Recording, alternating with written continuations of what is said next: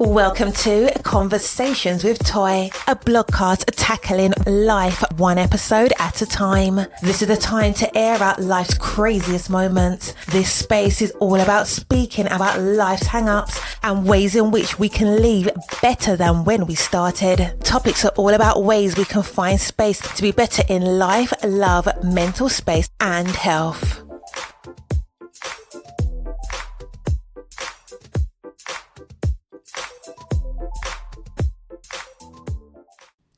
Happy Friday. I hope that you have had the absolute most amazing week. We are back. We are back, rejuvenated, pumped, ready to dive into a new season of Conversations with Toy. Welcome to season 11. I cannot believe that we are in season 11. I could not have imagined this moment, but we are here, and so we're not going to waste it, not 1 second.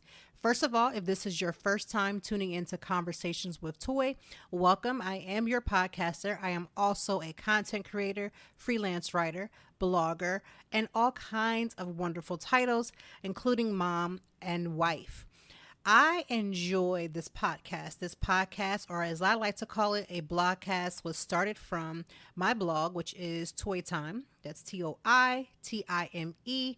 And it is a way for me to use my voice like I use it in writing to encourage. We talk about mental health. We talk about wellness. We talk about what's happening on these internet streets. Yes, what is going on in these internet streets that we should be very much highly involved with.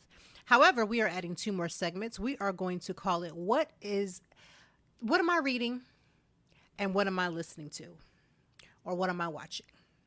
The second segment is to be a fly on the wall. And that is the conversations that I would have from either things that are happening on the internet or just things that I've had happen this week, that I will talk about what would it be like to be a fly on the wall and to listen to certain conversations, putting myself in certain situations. But as always, we are always going to talk about mental health and wellness because that is literally everything to me.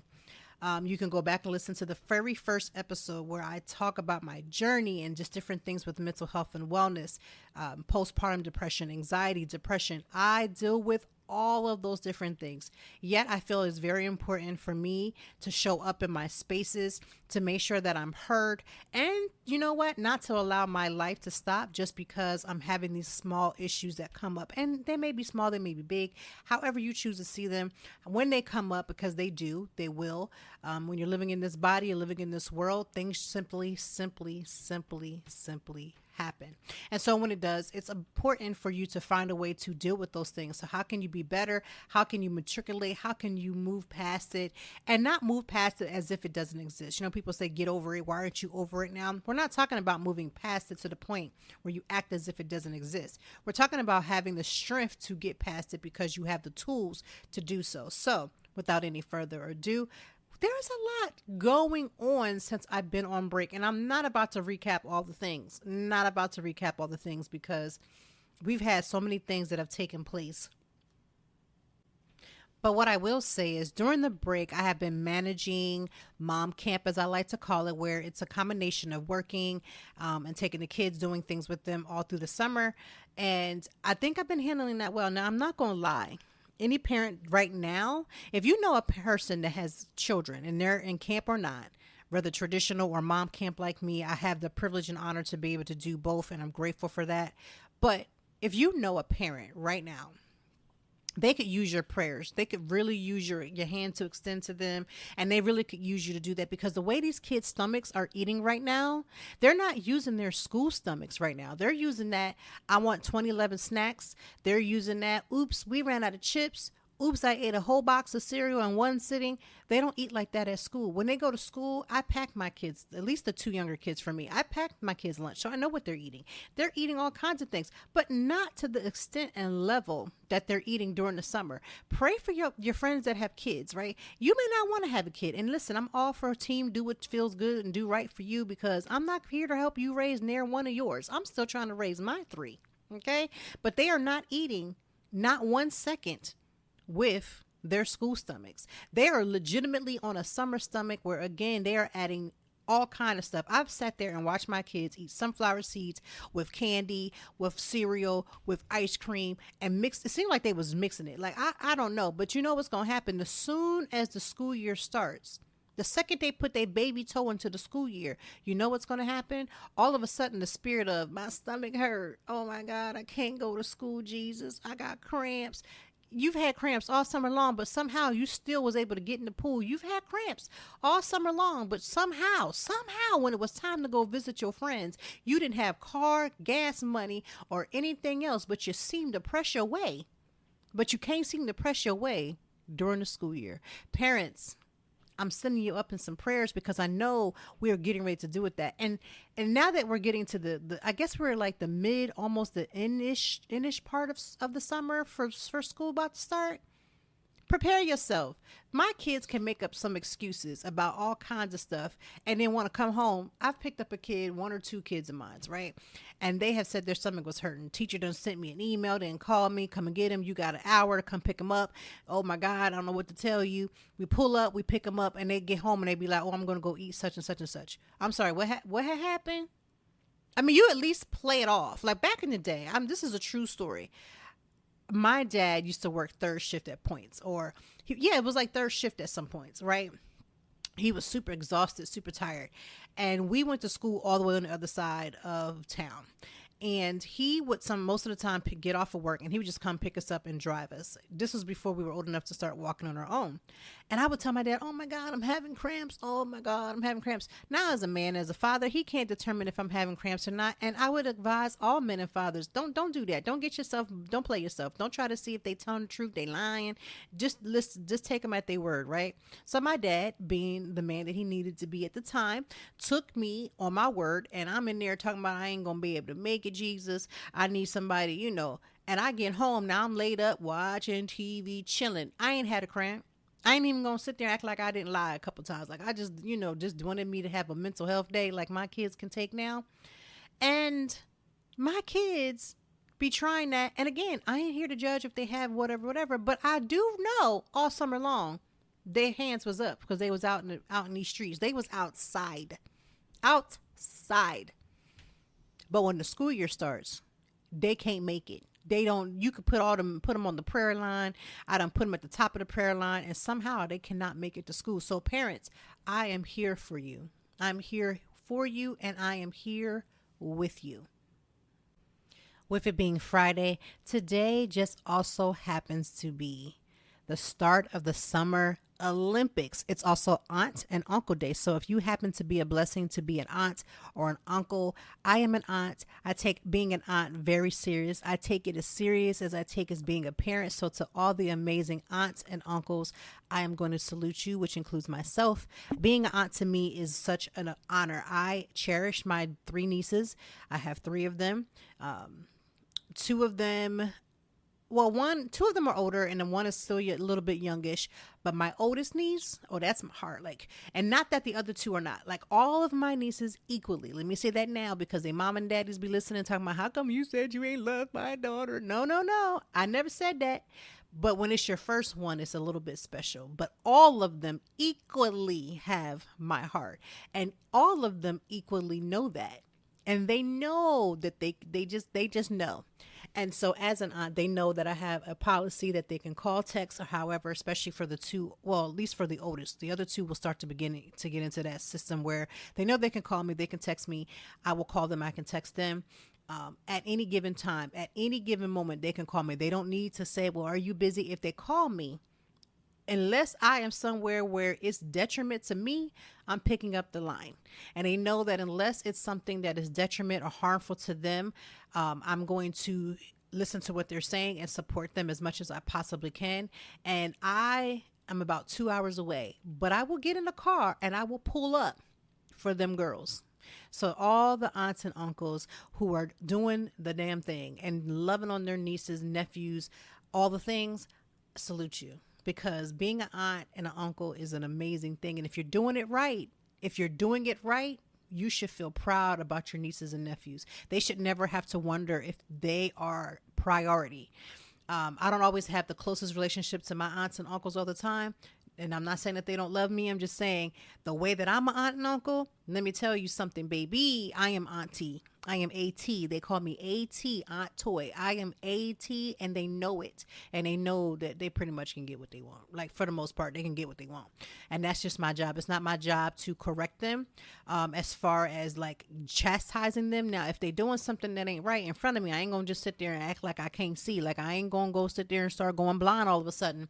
But for the most part, my job is to encourage. So to all the aunts and uncles, today is your day. And it's also the start of the Summer Olympics. I need y'all to tune in. I'm going to be tuning in. I want you to support all the things. And I want y'all to definitely support women's sports.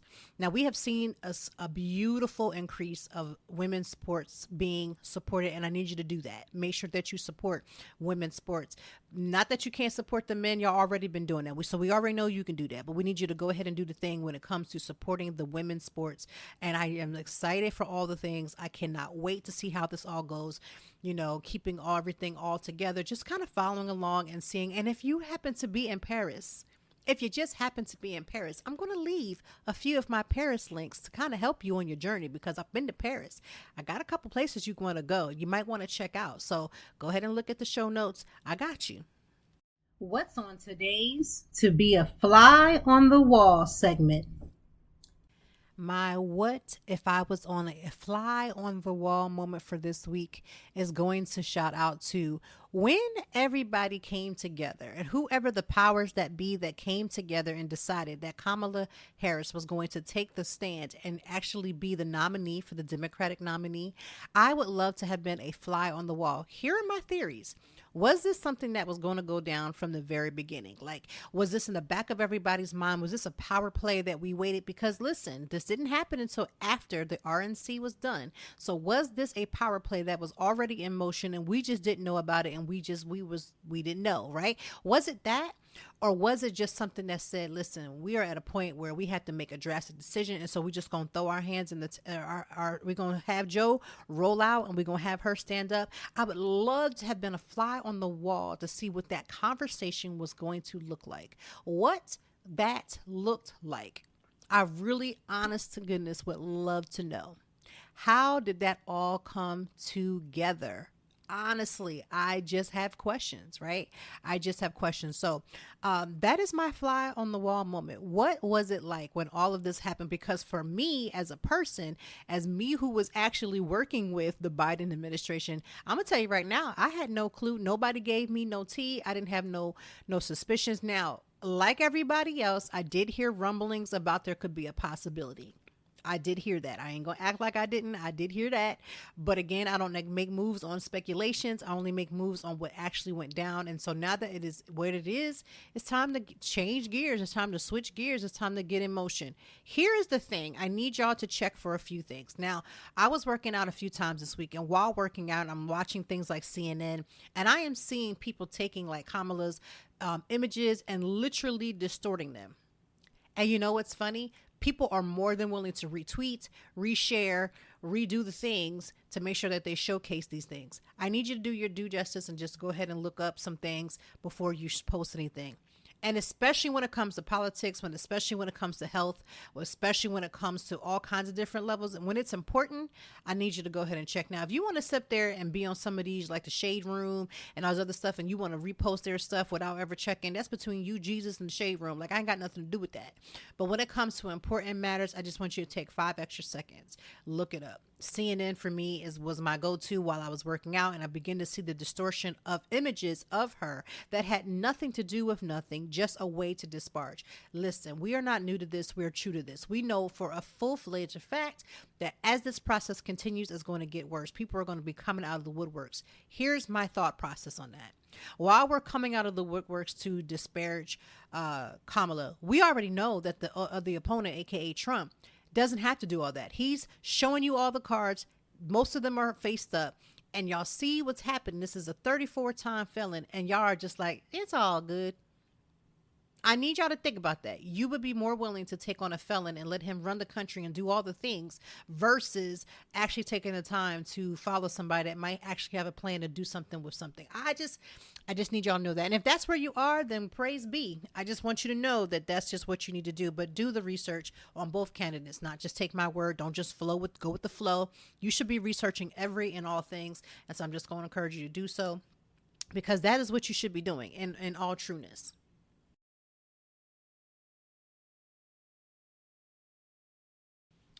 What am I watching? What am I listening? Today's what am I listening is going to be going to our guest. So I will get into that in one of those. We'll get there. We got our guest this week. We gonna get there. But what have I been watching this week?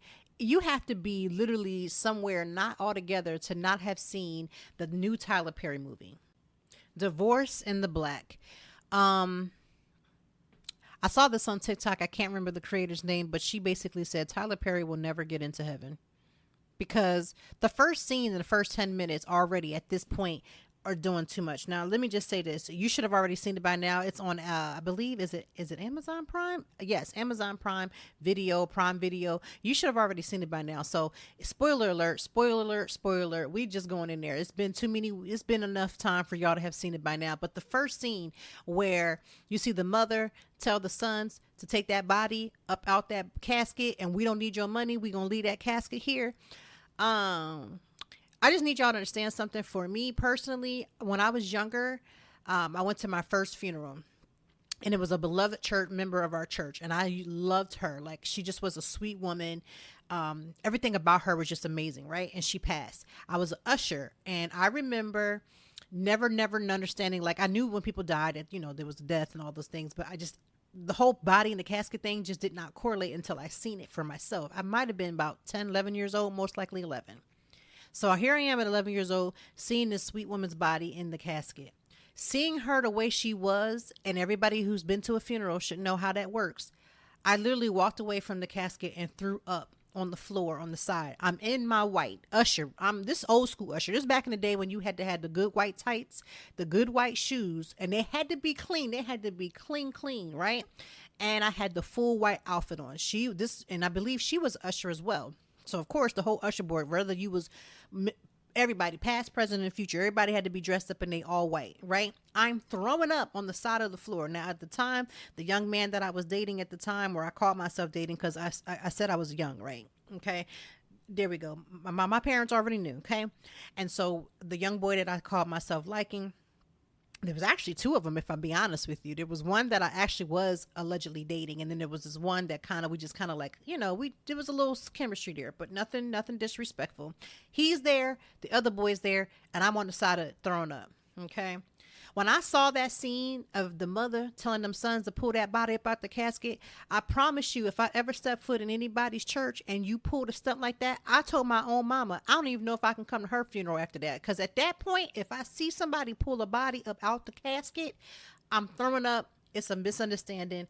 There's going to be problems. Me and my kids is about the building. They might not even have been in the building to begin with. And I promise you, I'm not coming to nobody else's funeral.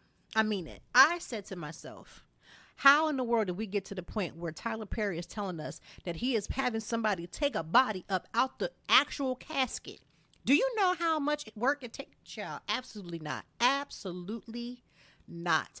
I saw that. I was laying down I sat straight up in the bed because I watched it twice. I watched it by myself, and then I watched it with my husband. And even though I knew the second time what was going to happen, I still sat up and was yelling at my screen like, this has got to be out of pocket. Now, I don't know if it was just for shock value or whatever the case may be, but I promise you I ain't seen nothing like that in my life. Okay. So now everybody and their mama is talking about this scene, and everybody's been talking about this scene. When I went on Twitter after seeing the scene, is all I kept seeing. People were showing like 5-second clips. You can watch practically the whole movie on TikTok. It was crazy, right? But to get into the other parts of the movie, there were some parts where I was just like, For instance, Beyonce's mama's ex-husband, right? He's in there after he found out that his wife had gotten pushed or shoved or disrespected by her ex son-in-law, and he's like, I'm gonna get my gun and you get in that house. That was very unbelievable. Here's why. Here's why. I don't want to put my daddy on blast, but I'm putting him on blast for the sake of all of us, so we can just come to Jesus moment just for 5 seconds. I need you to understand, if my daddy, I'm talking about my daddy, Charles, right now, right? If I went to him and told him that my husband had pushed on my mama, and my dad said he was getting some things, because, we don't want to spark no violence. Remember, this is a movie. I'm just talking about the movie, but I'm telling you what I know from what I know. If I said to my dad that my ex-husband or my soon-to-be ex-husband was pushing on my mama, and he said he was going to get some things, he wasn't going there to get the prayer oil. He was going to get some things. Here's the thing. Here's where Tyler Perry was about to lose me, okay? My dad would never have started knocking on nobody's door, knowing the caliber of these young men that everybody in the town knew. When I tell you my dad would have shot first and asked questions later, I'm telling you he would have shot through and let the chips fall where they may. And secondly, he wouldn't have counted nobody down. He would have just started capping anything moving. When I tell you my dad would have gotten a hold of somebody and would have wore his orange jumpsuit proudly, there's no way my dad would have just gotten beat up, because if there was 5 boys, at least 3 or 4 of them would be on the ground, and it had to be a one-on-one fight, because I promise you my dad is very smart. And there's just no way. They're trying to present him as this, he's, in the military and he's gonna go do this. My dad would have came over with all that artillery and didn't use it. He would have never given them an opportunity. Like, he just would have never. So that's where I was like, Tyler Perry, what we doing here? Okay. But I thought the movie was decent. I thought the movie had, some move parts that was unbelievable. I did like the part where, again, Megan character, she decided to, push through and rediscover herself. I think that's important, because I think in divorce, I think most people have gone through that. I think that's very believable. Of course, they can't show like how long it may have taken in real life, because, in the movie, it looks like she went home after her husband said he wanted a divorce. He goes to ask for this divorce. She goes and signs, or right before she goes inside, she goes to her parents' house for a weekend, and she meets this young man, or she stays there for a week. She meets this young man who she's like, nah, I might like you, but I ain't trying to cross that path. They have a divorce party, and then one day she's crying and not want to talk to the guy. Then she's sleeping in the back of the truck in the next guy. You can't show how longevity of this type of process takes. But I do know from my friends who have gone through divorces that those processes are real. They take longer than the movie had showed, because, again, it's a movie. It's just there to depict, but it is very much true. So I need you to go ahead and see Divorce in the Black for yourself. Make your own contributions, your own thought processes on it. I took away, for me, I just took away, even though I'm not obviously trying to be in, signing the divorce today or nothing like that, or whatever the case may be, but I did take away from that, even within my marriage, good, bad, or the indifferent, is the concept of not allowing your relationship to take over and be your whole world. Because sometimes when you do that, you allow things to happen, to be said, to be done, that if you were just in the right mindset, you would not put up with. So I took that. I said, okay, Jesus, make sure I, take care of me. I'm still running. I'm still taking care of me. I'm still doing the things that I love. I'm still taking care of myself before and while I'm taking care of my family. I took that away. You got to figure out what you're going to take, because everybody's been on Tyler Perry's back about how bad and how this needs to be changed. I'm not saying I agree or disagree. What I am saying is I watch things and I take things away from me. What's for me is for me, and I just keep it moving. So that's what I want you to do. So that's what I've been watching, and today's guest will tell you what I've been reading, because it's important for us to just talk about some things that we see, some things that we read, and especially when it comes to reading. But today's guest will take care of all of that. Other than that, this break from the podcast has been great. As you can hear, my voice is, I feel like it's stronger. I feel like I'm more rested. I have more energy. And that's the type of energy that I want to come with you guys for the rest of this time, for this season, for all the seasons. Just doing what I can. As you can see, we're adding segments in, because I think segments are great. Helps to focus the content. And I just want to make sure that, again, I'm giving you quality every single time. I really do enjoy this process. Just like I do enjoy the writing when it comes to blogging. This is a blogcast. I enjoy using my voice.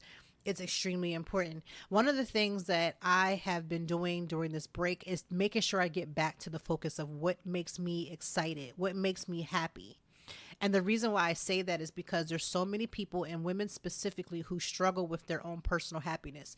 This is single, divorced, widowed, all the titles and things that we carry as women, as individuals, the struggle of making ourselves happy is just one of those things that are very prominent.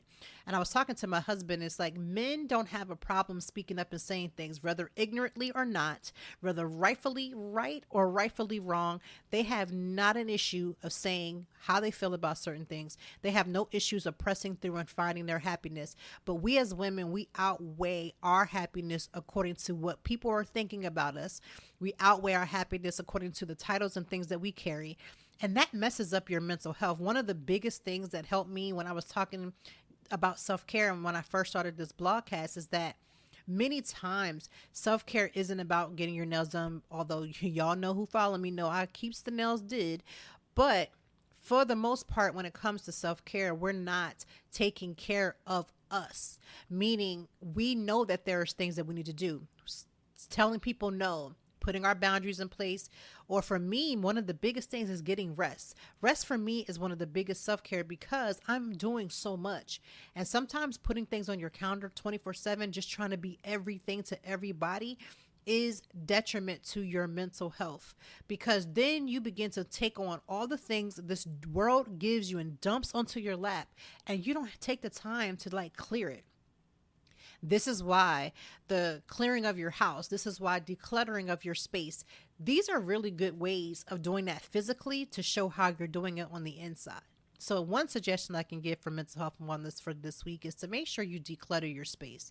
While you're decluttering your mind, while you're decluttering the things that you have said yes to that you should have said no. And if you find that you have said yes to something that you should have said no to, go ahead and change that.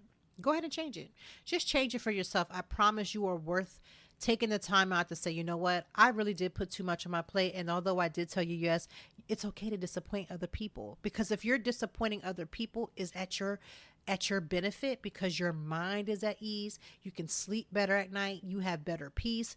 Listen, people will do what they have to do to get past their own personal hurts. And if you want to do better, stop putting other people into that position by telling people no from the gate. If somebody asks me to go somewhere, I have been very adamant about saying I don't want to go. Now, there has been times like with my husband, there are times when there's give and take, and there's plenty of times when I don't want to go places that he wants me to go. Like there's just times. And for me, my anxiety increases anytime I have to go anywhere with his side of the family or friends. I know that sounds crazy, and I know that sounds ignorant, rude, or some type of discontentment for those who are on his side of the friends and family that may be hearing this. But here is the reason why. It has nothing to do with me not liking the people that I'm going to go see. It doesn't. It has to do with my perception of going around the people that I have to go around and see. Here's why.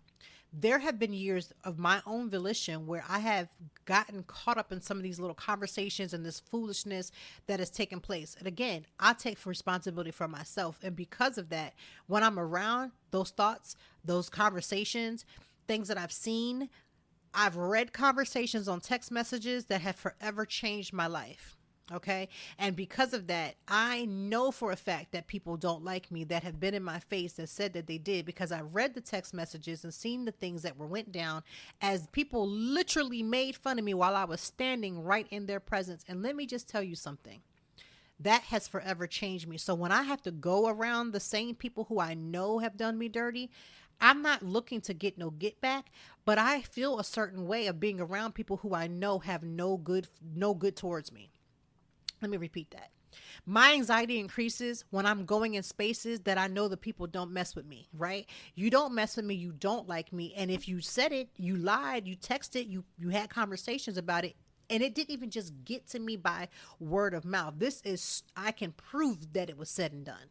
Okay? I got the facts. I got the receipts. Going back into those spaces sometimes with people irks me. It irks me. Okay. And so my anxiety goes up. It just does.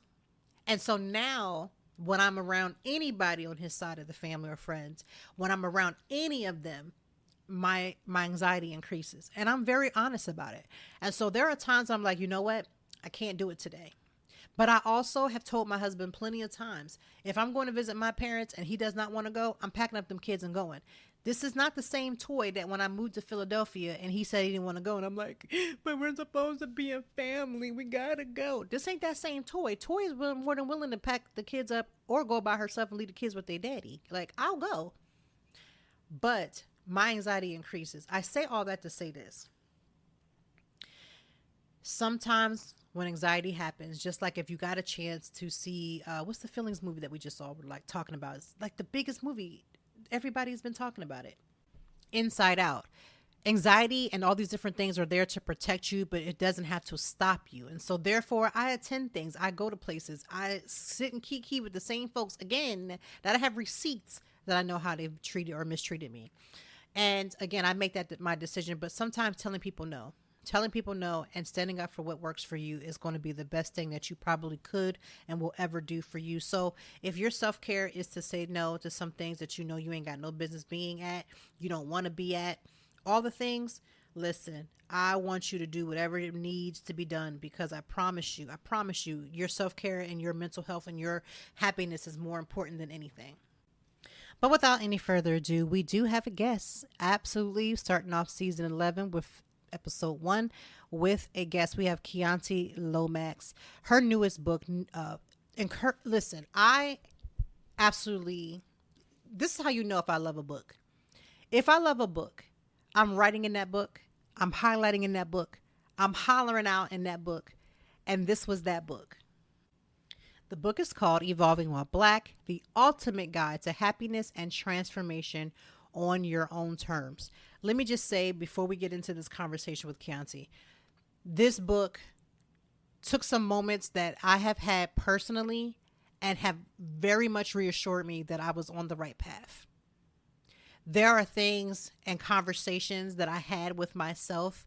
Like I went back to like my 20-year-old self and just different places in my life while reading this book and thought to myself, if this book had been around when I was in my 20s, I feel like it would have crafted a lot of the parts inside of me that, again, people tell you it's not okay to be happy in, not to be joyful in, not to make the steps that are going to be better for you because the other people around you aren't doing what you're trying to do. You may be the first to do something. And this book reassured me that as a Black woman, it was okay for me to excel.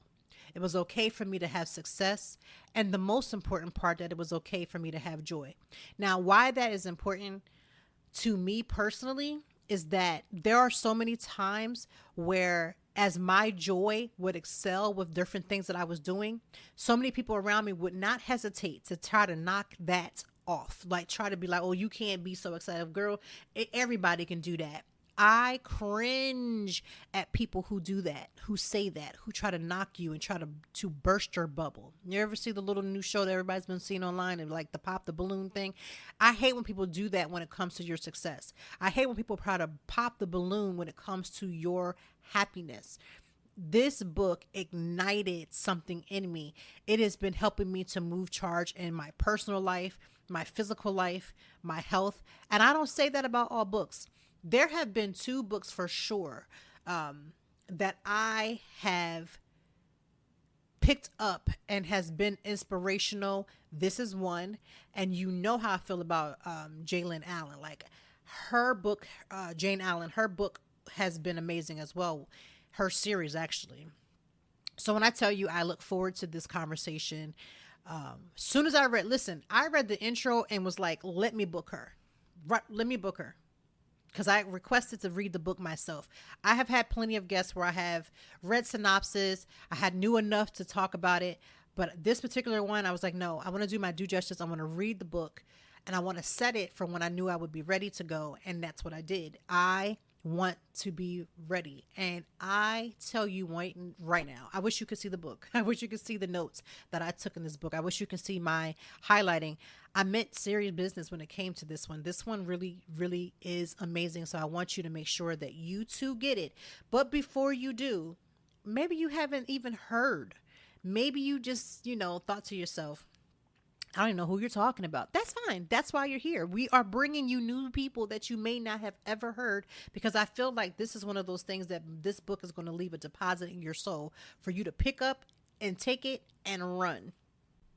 So, without any further ado, Chianti Lomax is here. We are going to talk about this book. We're going to talk about in ways and why the book was written. I have so many questions. I know you do too. So, I want you to one, listen, take your notes, because if you are anybody like me, you know that there's going to be nuggets dropped. And because I know there's going to be nuggets dropped, I want you to take the time to listen. Chianti, thank you so much for this interview.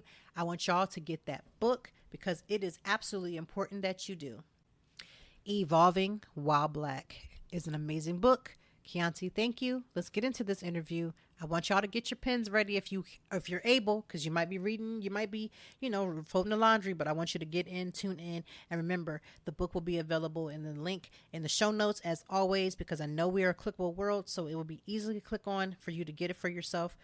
Thank you, Chianti. Let's get into this interview. All right, conversations with Toy Family. Like I told you in the introduction, we have such an amazing author. I have taken my notes. I've read the book myself, like I told you, and I am excited. There's some questions that I have, but before we do any of that, I want to welcome Chianti to Conversations with Toy Family, and thank you for taking this time out with us. Thank you for having me, Toy. I am super excited for this conversation. So before we start getting into too deep into the book, there's only one question that I have to start this with is you jumping out of a plane and saying that was harder than anything that you had ever done.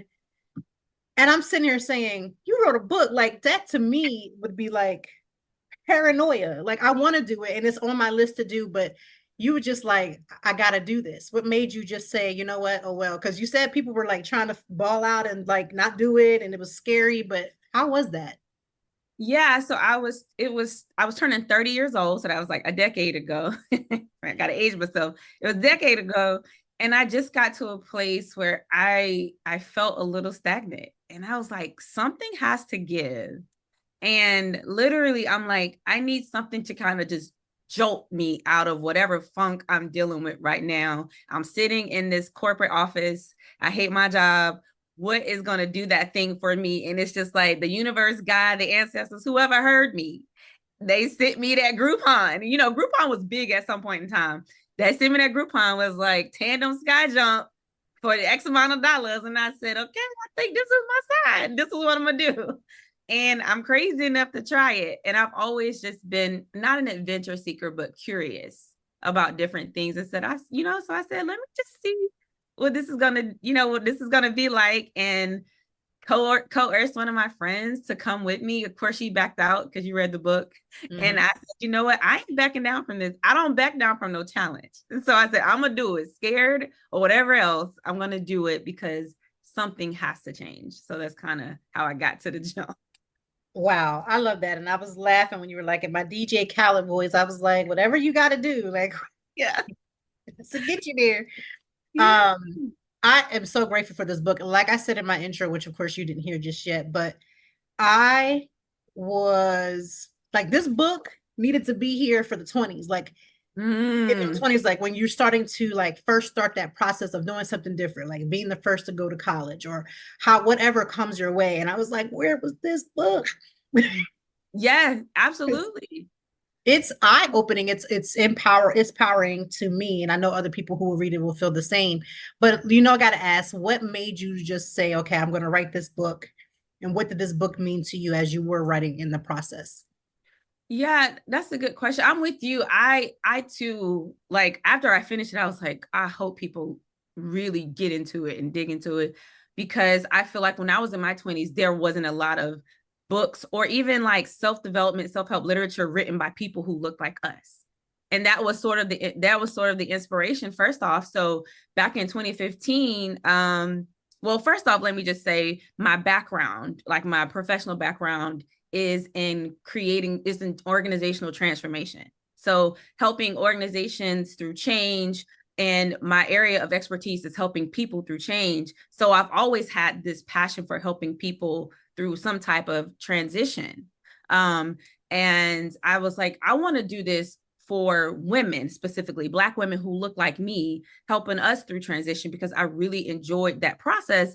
And so I got my coaching certification. That was before everybody was a coach back in 2015. And then it was rooted in positive psychology. So I'm skipping ahead a bit, but I'm going to get to the point. And the science of what allows us to thrive as human beings is what positive psychology is about. It's about focusing on what's right with you versus what's wrong with you.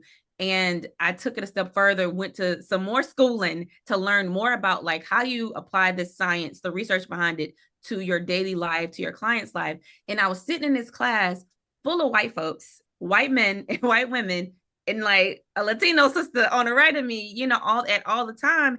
And I'm like, oh my God, like I'm observing this information because I'm a nerd, and all these people that are talking and sharing these details about the science of gratitude, the science of rewiring your brain, like how do you change your mindset from a growth to a fixed mindset? None of these people look like me, and I can receive it because I just have a thirst for knowledge.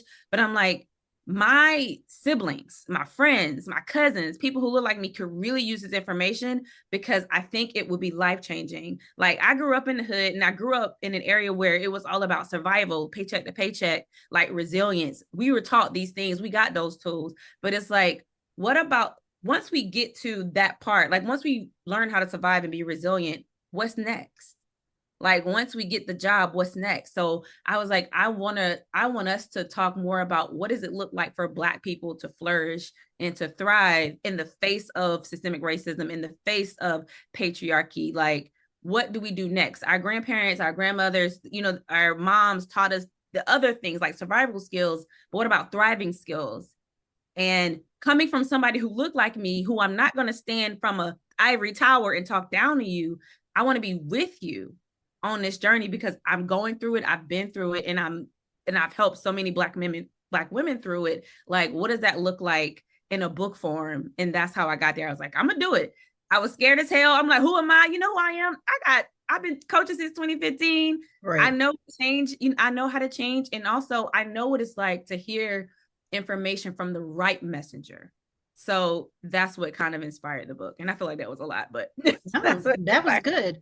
My next question, because since you talked about, resiliency and the word trauma, because that comes up in its various forms. Even when I was reading it, like I started writing some things down that I experienced, and Black women especially know what it's like to go through certain traumas. And how would you help or suggest to a person that's listening to it who has their own level of traumas as they're trying to go from, I dealt with these levels of trauma, but I'm trying to be successful. I've dealt with these levels of trauma, but I'm trying to raise my kids different. Like there's, it doesn't matter what the trauma is. It's always going from this negative space to this positive. What do you tell people on how to deal with that and how to evolve? Because that's what the book is about, is evolving. So how do we evolve from that? Because we know so well, even from grandparents, parents, beyond, like we know how this transfers generationally. And how do you talk to women and help them with the book to transform that? Yeah, I think that's a great question. And the first thing I like to tell people since I've been doing this work is I like to say I'm not a therapist, right? So I am a person who I will wave the therapy flag from South Carolina to DC to wherever I go, I'm waving the therapy flag.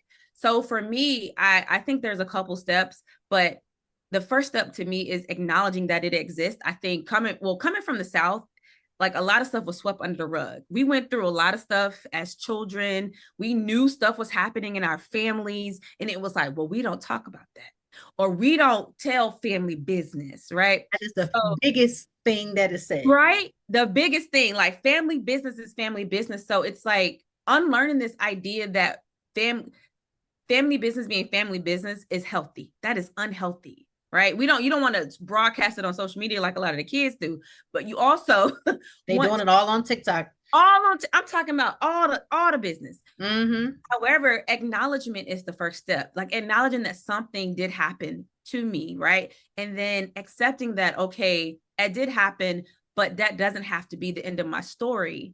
And then the third thing is like, what support do I need?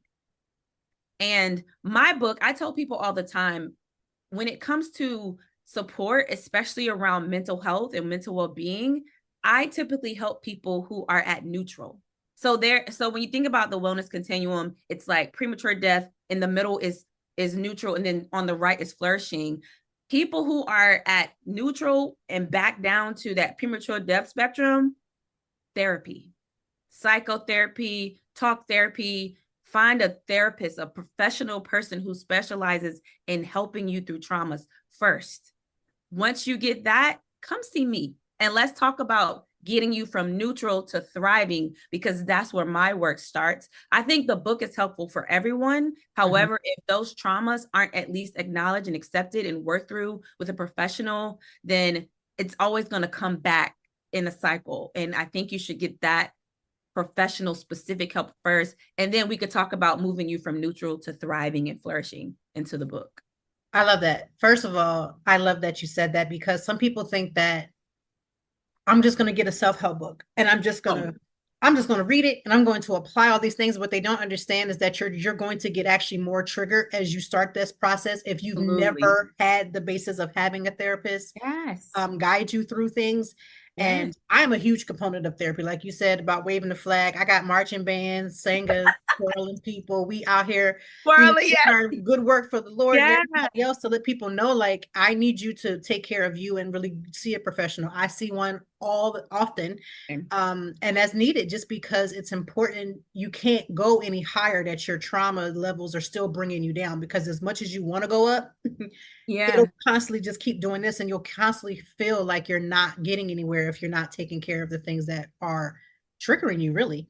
Absolutely. And one of the things I did before my book came out is I sent it to my best friend who's a therapist. And I just wanted to get her thought from that perspective.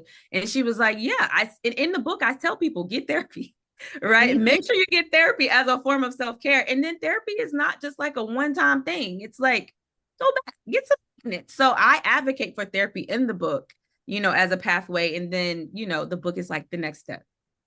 So lately, I feel like, I don't know if it's because of the announcement of Kamala Harris, but I do know that Black women are, we're ready to get up and do whatever needs to be done, as if we haven't done that before.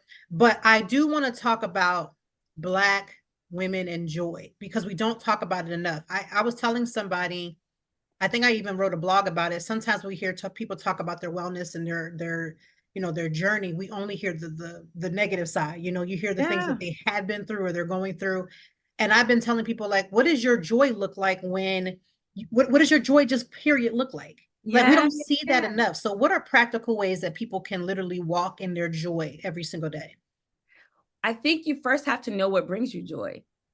We can point out everything that pisses us off, everybody that gets on our nerve. However, for me, I always start at like building awareness around what actually brings me joy. And you have to do it in what brings me joy today, because I'm not the same person who I was 10 years ago, 5 years ago. Sometimes I'm not the same person who I was yesterday. So whatever brings me joy last year, it could have changed. So I tell people to take take an inventory of things that energize you or brings you joy, and things that like really make you happy. Like, what are those things? And I'm a journaly girl. Like, write it down. If you are in the new age and you want to use your phone, use your iPhone notes, whatever that is. But like, really think about, like, what are 5 to 10 things that are energizing me today, right now, like this past month, what has brought me energy? That could be taking midday walks, because I do that. That could be calling my friend to talk about, girl, let me tell you about the week. Whatever that thing is, it's like, from a holistic perspective, what is currently energizing me? And then I say, what is currently draining my energy? And I look at these lists and I say, out of these 5 to 10 things that are draining my energy, what do I got control over? What can I remove to make space for the things that I really like and that are energizing me? And then when I know what energizes me, how can I schedule more of that? Like, in practice, how can I schedule more midday walks or evening walks? Or how can I schedule more girlfriend time? Or whatever that thing is, those things are just like, how do I create more of it, right? Or I ask myself the simple question, what do I need right now? Sometimes we just need to know, what do I need? And I could need 10 minutes to just sit in silence because I've been talking all day. So I think people think it's like these big things. It's like, no, like, think about small bite-sized things that you could do right now that you have control over that will energize you in the moment. So that's one of the things for sure. Not look, you're about to say something. When you've been going around, and I know that you have been, promoting the book, talking to other people about this wonderful work, because I tell you, so I don't know, this is a little plug for those who are book readers. You really need to get yourself magnetic bookmarks. Ooh. These magnetic bookmarks. And I don't okay, now you got to send me the link to that. That's another I'm gonna send you the link. About and I'm gonna put the link in the show notes too for other, because this thing right here, it just folds so that you can. So I don't gotta I ain't got no, listen, the book ain't all raggedy. Dog ears, right? It's got bookmarks all through the places so I can figure out all my spots. But I can't wait to get that link, Toy. So I'm gonna be looking for it too. I'm not playing. I'm gonna send it to you. So one of the things that I know that you had to have heard is people come up to you and tell you about different parts of the books that resonated with them. Has there been reoccurring themes or like certain spots where people are like, this is it, this has been it? Has that moment happened? Mm-hmm. Let me tell you.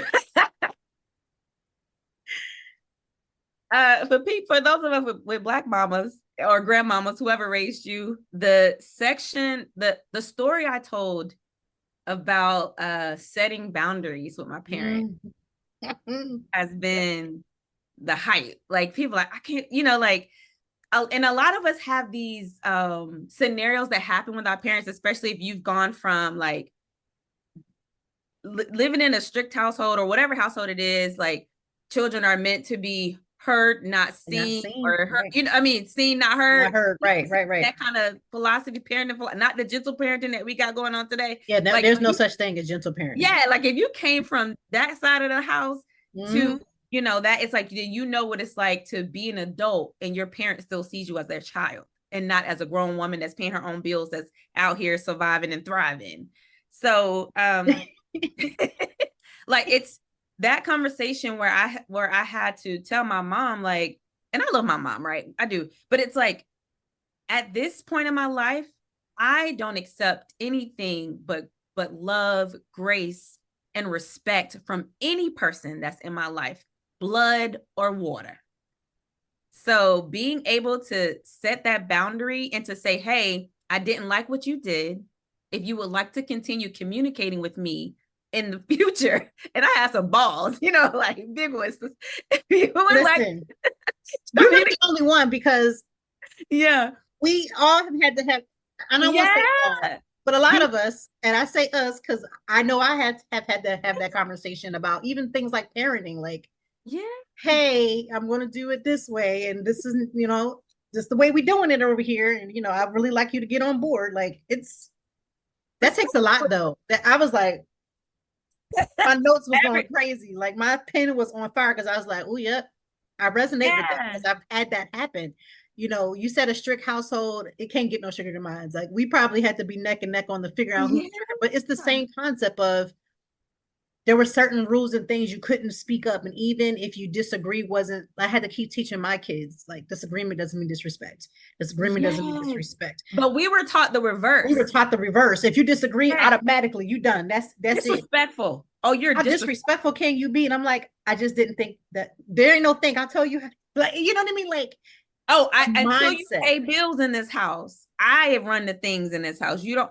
So yeah, it's literally so many people resonated with this idea of not having a voice as a child and then becoming an adult and having to fight for that voice with the people who raised you. Yep. And isn't it crazy? Yes. Whew. So that's the one. I can tell that resonated with you. I can see it. Listen, I was like, so my kids was like, what are you reading? Because they know if I really like something, I'm like hollering at the book, hollering at it. And I was like, yeah, she got that right. Like it just was, yes, you had it right. But because you are a writer and you use the gift that you have, because I believe that writing is a gift. I'm a blogger. I believe writing is a beautiful gift. It's a beautiful expression as well. How do you encourage other people to write? Because not necessarily how to write, but how to write their story, how to get what they need to put out, especially when we talk about things that are specific to us. it's easy to write a generic book sometimes, but when you say things about Black women specifically as an example, and knowing like some of these anecdotes that you're writing is like we all understood it whether we grew up with you or not. Like you knew. Yeah. You know, how would you encourage someone who's listening who understands that that's something that they want to do, but they're a little apprehensive about taking that step? Because you know, once you put Black or anything else on it, it opens up the floodgates for criticism. How would you encourage someone who wanted to write? When I realized that the message that I needed to get out there for women who look like me was more important than my fear, I started writing the book. And as I was writing the book, another lesson that I learned was I come from corporate, right? And I was speaking as if I was talking to somebody in meetings, right?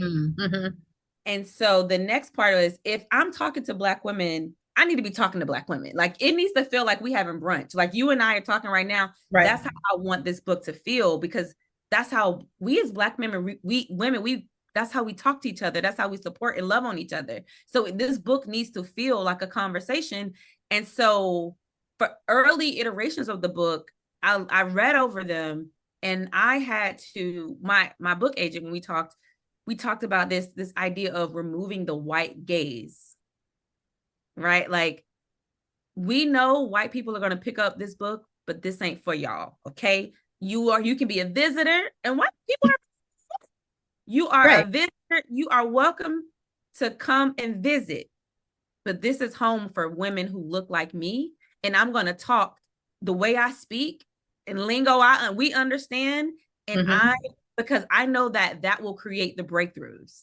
Like, me being authentically who I am is going to give people permission to be authentically who they are. And that's what was very strong in what I wanted to make sure I did through each and every chapter. So it's like not allowing that fear to stop you from your voice and your message, and also removing the white gaze. White people got enough stuff. Like, take off anything, like take that off. This ain't for them. They can visit. This is for us, and being okay with this idea that this is just for us. And I'm okay with that, and being okay with that. Well, I want to tell you, you did good. You did good. Thank you. Because I was like, I felt like I knew you before we even spoke. Yeah, because that's how I talk. Because I was hollering, and I was like, I know she knew when she wrote. I was just writing, and I was like, because again, I can understand that it's well written, but it's also, again, something that I could talk to and have like a whole book club. Like, and it gives me book club feels when I'm reading it, because I appreciate when that. you're reading it and it's book club feel, that means you want to talk about it to other people. You want to share the information. And I really do feel that. Like, I really do feel that when I'm reading it, because again, I'm like, this is giving me the answers that I needed, or it also reconfirmed things that I already knew, but it gave that light to be like, it's okay. It was okay for me to be in that moment and have that moment just from reading, or the moments that I was having was okay. It was okay. I just green lighted it, that I was like, you know what? I'm okay. It's a safe space here. And that's what I felt.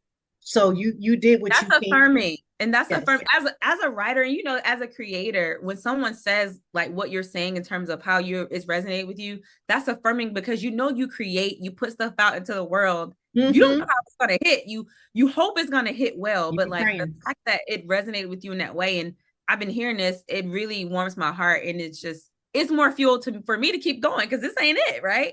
Yeah, so it can't be. No. You were able to, it resonates with you, and as a creator, you get this. I do, and like I said, this is literally something that I feel is transformative, not only because, but because it allowed me to be seen, to be heard. I feel like some Black women may be the first time they've seen themselves, because again, especially when you go through your certain patterns of life and you start to make certain successes and you start to go up in certain spaces, you don't always feel safe. You don't feel safe as you climb. You don't feel safe as you grow. And this book made me feel safe. So I just want you to know there's somebody that needs to feel safe, and they are going to get that, because there are things that are happening that, you know, you're bringing up and bringing out, but it's not in a way to defame or make you feel like you were it was a negative thing that was like detriment, but it held it, just like it gives you a safe space. So Yeah. you did what you needed to do with that. Thank you. Thank You did. That is really making me emotional because like even the story you asked me about other stories that people have been bringing up, like even the fact that I shared my fibroid story. Mm-hmm. So many Black women are like, I haven't told anybody, but thank you for sharing it because I have fibroids. Like so many Black women are that I know. I'm like, I see you. Like I've seen you around, or we talk, have never shared that they have fibroids. Yeah. Because of shame or because of not knowing what to do or not having the like. Don't get me started on medical care for Black women. Yeah, But because listen, I can go all day because I actually found out I had fibroids when I actually had my third child and had apparently had them my whole life and had been to specialist doctors, all the things, and didn't discover it until after I was at a point where they were like, oh, you need to have a hysterectomy. It was after my life was literally on the line where I was like, I'm already sitting with the cancer patients getting blood, like having blood infusion, transfusion, iron transfusions. And now you want to tell me this was like, I don't even like 30 something years old. Now you want to tell me I'm 42, 43 right now. You want to tell me now, after I did the due justice to do all the things and get all the second and third and fourth and fifth and sixth opinion. Yes. So I was like, this is crazy how is this so common, but we don't talk about it enough. Yeah. And that's why I'm like, we don't have time for family business or keep stuff in the house. We can keep it in the community. I respect that. But in the house, no, we have to start sharing our stories with each other because that's the only way any of us can get free. It's like, if I'm not sharing that, yes, I had fibroids and I had like 20 something, like I was like, I feel like that just needed to be told. And so many people are like, because I read that I went to a doctor and I went to a Black woman doctor because I don't trust these people. You know what I'm saying? Like, go where you feel loved and supported, even in your medical care. And I'm like, even if somebody got that message that wasn't an intentional message, right? But like the other residual messages that are happening just because I'm sharing stories, I'm so happy for that kind of like just that impact itself. Yeah, this book is very eye-opening and it is I don't know where it was years ago, but it's here now. And I just want to remind everybody that's listening, it's called Evolving While Black, the ultimate guide to happiness and transformation on your own terms. And I love the fact that it's on your own terms because it gives you, you get to take ownership of how you want to move in that. You really do get to take ownership in how you want to move. But I do have a question for you about your own personal self-care. I know that you've given us amazing advice about how we can bring joy into our own world and on a daily basis. But how do you take care of you? Because again, between the book and all the things that you have your hands in, how do you stop the music, stop the movement around you and take care of you? Let me tell you something. I don't mind turning my phone off for a day. That's the first thing. That do not disturb, that was a magical button from the phone gods. And I use it without prejudice. Like I use that do not disturb so much, especially in the mornings. My phone is on do not disturb in the mornings and at a certain part at night because it just gives me time to really like settle down, sit with my thoughts and to get quiet. I take daily walks. So I'm back into my fitness. I'm trying to be 40 and strong. But even if I can't make it to the gym, I'm gonna go walk around the neighborhood. And being in nature and just like away from my electronics for a bit just really releases a lot of like that mental pressure that you get from just doing work, not even whatever, it's just doing work and writing. It's like being able to release that is another thing that I do. And something that I committed to at the top of this year was getting my nails done. Before I would have a little, and I like it for me, like it's a whole thing.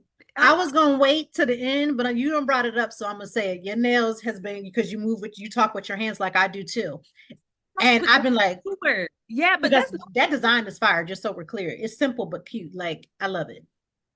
I'm leaning into getting my nails done, and my friend was like, "I've never seen you with long nails." I'm like, "I'm never so trying new things and seeing if I like it is another way to take care of myself." So literally just those couple of things. And girl, I could go on because I love taking care of myself. Like if don't nobody know how to do self-care, it's me. I lean into it in all kind of ways. But here's the thing: if you don't do it, nobody else will. If don't make me run across this screen. So if I do it, I'm just telling you. Who gonna do it? Who's gonna do it? Ain't nobody gonna come and get you. Come on, baby, come get your nails done. You need No, to go take a me. walk because you need to get yourself together. They gonna look at you while you sitting over there miserable because you ain't moved and your knees is hurting and all that stuff and your nails is nubby, and they gonna be like, well, that's a shame. She sure could get herself together. They're not gonna help you. They're not gonna help you. The last thing is I say no a lot. I say Yes. no a lot, especially the family. I love my family if they hear this, but I'm no. Listen, I felt like I was real grown, and you ain't gonna get real grown until you can tell your family no. That's how you know you grown. Nobody talks about that. You are grown when you can tell a few people no, people who are counting on you that they're used to your yes, and when you start to say can't do that, and you ain't gotta even explain, just no is a simple word. Boy, when you stop explaining it, you really grown. When you stop explaining your no, you are grown. You've reached the level. I had somebody ask me something and I said no, and they said why. I said no. I said no again, and I just said no and walked off. And I got in my car and I said, "Girl, you did this, girl." Like, I was so excited. But that's how you know, because no is it. It's strong enough. It can hold its own. No is no. Yeah. No is no. No explanation. So that's it. Those are some things. I'll stop there. Those are some things. Even if you came into this part of the podcast and you only listened to the last few minutes, if you didn't walk away with a nugget, it's because you probably need to go ahead and get in that therapy pool. Because I promise you, if you are at neutral spot, you will have gotten you at something neutral. You're gonna get something. This conversation is enlightening already. Again, I can't stress enough. First, I want to thank you for being here with me. I am first of all writers are good readers. All writers are good readers. There's no way you cannot correlate the two. There's no way you can be a writer but not read. It just does not work that way. It don't make sense. I'm looking at my bookshelf like, yeah, that's just the truth. Like, I got a bookshelf a couple years ago and you'd have thought I won the lottery. Like, all writers are good readers. So I get excited when I can speak to an author that I've read their book, and I get excited, and I really love what they have put out. And this is definitely going to be something that's going to be widespread. And matter of fact, even on Twitter, I think it was Black Girls Who Read. I think they were like, "What are you reading today?" And I was like, "And you asked." And so here you go. Yes, come on and support Black women. That's what we do. Black women all the time without hesitation. Yes. So I just want to personally say thank you for this. I do not see this going away anytime soon. I feel like I carry it with me quite often. It's in my bag. I always have a journal with me. I always carry a book with me. So now I have transitioned the book I was reading before, and now this book has replaced it. It's going to stay with me for a while. And it's in my journal. I have a journal that is like I'm capable, and some of the things that I wrote came from the book. Like, I'm capable of certain things that I needed to deal with, and I appreciate this is a gold mine, and I wish you all the success. First of all, I know it's already here, but I want this to go overflow because you are deserving of that. Oof. And I just want to acknowledge you for actually doing an amazing job in actually reading the book. You know what I'm saying? Some people. So I hate that. Thank you. It's a personal peeve of mine to have an author and then they just be like, well, I don't really want, you don't really got to do that. And I'm like, no. I need you to send it to me. I need to touch it. I need to read it. I need to know what I'm talking about. And I also, not just because of how I'm speaking or even to do the podcast, but just because I want to know. And if this book is, you're bringing it to me, you obviously want me to read it too. So I want to read it. Yeah, I just appreciate, and I want to acknowledge your integrity as a writer and a reader. And thank you just for this authentic conversation.